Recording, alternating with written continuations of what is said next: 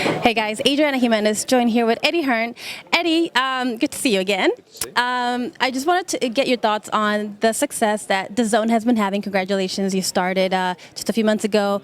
Had fights in Chicago, Boston, Tijuana. Yes. Now coming up, you have LA. Yes, you know, how's the DAZN growing? Very well. I mean, I think already the acquisitions that it's made over that 6-month period, and that's how long it's been, you know, Canelo, Anthony Joshua, Golovkin, Danny Jacobs, Alexander Usyk, Demetrius Andrade, Maurice Hooker, Tevin Farmer, Katie Taylor, all world champions. So, you know, sometimes obviously you get criticism from people. They also fail to understand that 6 months has been the time span that we've been here. We're learning an awful lot about the market, about great cities that we've been working in, about the fighters and the customers, which is the most important thing. And I think the ultimate thing when you look at DAZN is the value for money. And that will always reign supreme with the public and with the customers. But you need the big fights to show the value. And when you talk about Canelo Jacobs and Joshua Miller and Golovkin and those kind of fights, that's where the customer will look at it and say, wow, this is incredible value for money. Pay-per-view is what you're charging me for one night, I can get DAZN for a year. So it's been great, and you know, it's a long road, but I think we've made a fantastic start. Obviously, like you said, it's a baby still, but it's growing very fast. What are some of the challenges that you've faced so far? Politics in boxing. Obviously, DAZN came in with a lot of money, and ESPN sort of said, well, we got to spend a lot of money as well, and then PBC said, so have we. So yeah, that was quite challenging. I think probably I overlooked how much those guys would step up and battle against the money, which is amazing for the fighters. I mean, it's an incredible time for the fighters. The challenges for me really is about understanding what I said earlier, the customer. And in England, you do a show in London or you do a show in Manchester, the same model works. If you do a show in Kansas and you do a show in LA, totally different people, totally different communities, totally different demographics, totally different mindsets. So for me, one thing we've always been successful about in the UK is understanding the mind of the customer. Because really, I'm the customer in the UK. So I'm trying to appeal to what I would like. So that's very easy to do as a promoter. Here, I'm just fascinated by learning about, like LA, for example, next week. I mean, I've been to LA loads of times. I don't know. Like Bob's right. You know, he says, oh, he don't know dick about, but he's probably right. Do you know what I mean? But that's something that I've got to learn the hard way, is to come in and understand people. So like in LA, what sells? You know, people say, oh, it's a massive Hispanic market. It doesn't just mean you put some Hispanic fighters on and you fill the arena up. It doesn't work like that. So, but that's one of the challenges in America, is the general interest in boxing. You know, this week you got Lomachenko fighting, who is pound for pound. He's like Bob says, Picasso. But no one's really talking about him. You know, the ticket sales aren't great. So why? Now, that's an underlying problem that I think we've all got to try and work on, but it's 6 months. You know, it's not a 6-month job. Might be a 5-year job, might be a 6-year job, but we're committed to make sure that we make it work and we make it happen. So are DAZN. I think for fight fans at the moment, it's an incredible time for boxing, not just for fighters, but you know, we're all here. I mean, I'm sure you're busier than you've ever been, you know, with all this. So it's great for everybody, you know. Well, you mentioned Bob Arum. Yeah. He's been in the sport for a very long time. What is it like working with him and, you know, the promoter? I mean, look, he's been slagging me off like for 2 weeks. So I don't know what I've done to upset him.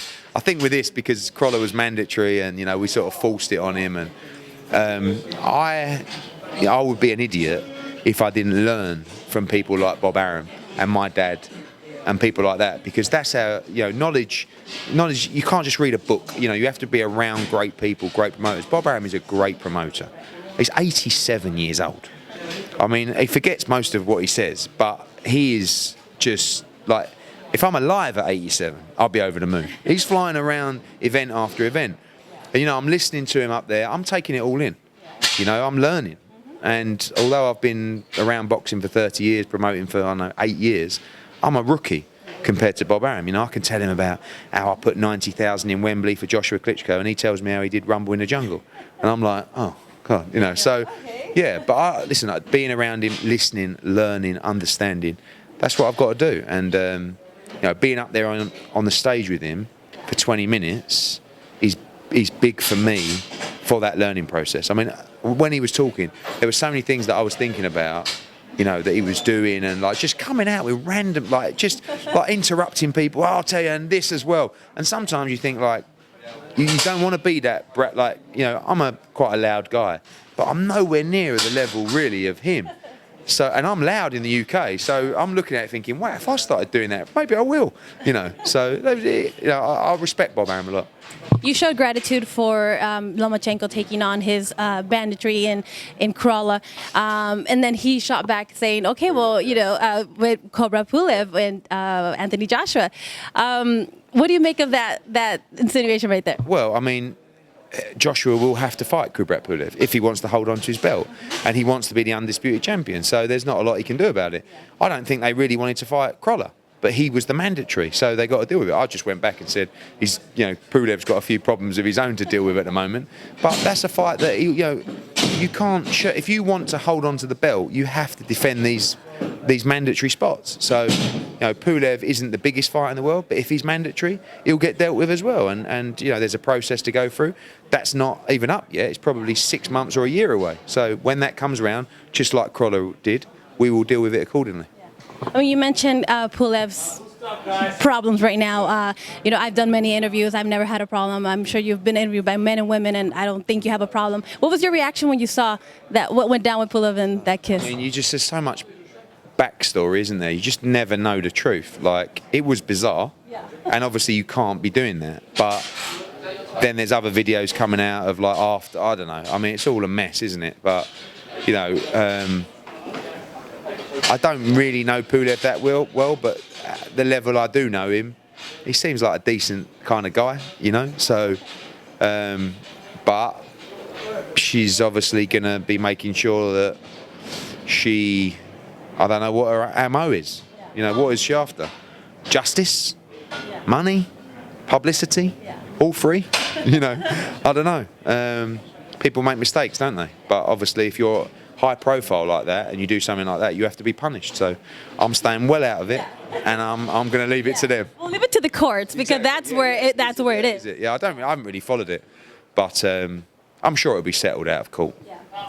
We'll see. But besides that, I want to get your thoughts on this big fight. It's been announced for a while, but I haven't gotten to talk to you. Of course, Canelo versus Daniel Jacobs. I was very excited. I still am very excited. It's less than a month away. How are you feeling? I'm so excited because that's like, I mean, one, I'm excited for DAZN because that's the first sort of mega fight that we've put on. I'm so excited for Daniel Jacobs because ever since I signed him, he said to me, just get me Canelo. And I'm like, yeah, I will, yeah. And I'm thinking, oh, bloody hell, how am I going to do this? And now we've got it. But, like, I've never seen such belief in a fighter, in a camp of people going into what is, in my opinion, a 50-50 fight. Like, it's almost spiritual in, like, and I know, like, you know, everything that he's been through, you know, everyone knows the story, the cancer and everything like that. It doesn't just mean you're going to beat Canelo just because you've beat Canelo. But when everything just builds towards a moment and you are as good as he is, I just can't see him losing the fight, honestly. And I'm so excited to be there on the night, fight week, you know, the grander rivals, like all those things that, again, where I'm learning. I haven't really been involved with a mega fight in America yet, like this. So I'm so excited for Daniel Jacobs. He's having the camp of his life. He's so excited. We all are. And we just believe he's going to do it. And I can't wait for May the 4th. We have those two champions unifying, and then we have Triple G, who just joined with DAZN. So he knew that there's money, there's belts, there's everything in the middleweight division with DAZN, right? And also we have Demetrius Andrade, who is the final piece of the jigsaw for undisputed at 160 pounds. He's in a great position, boo-boo. You know, I keep saying to him, mate, you don't realise these guys are all going to fight each other, and then someone's going to have 3 belts, and you're going to have 1. So just keep winning.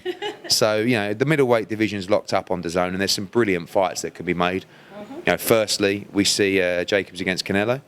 There's a lot of people that want and need Canelo to win that fight, and we plan on absolutely upsetting everybody and seeing Danny Jacobs become a star on Cinco de Mayo.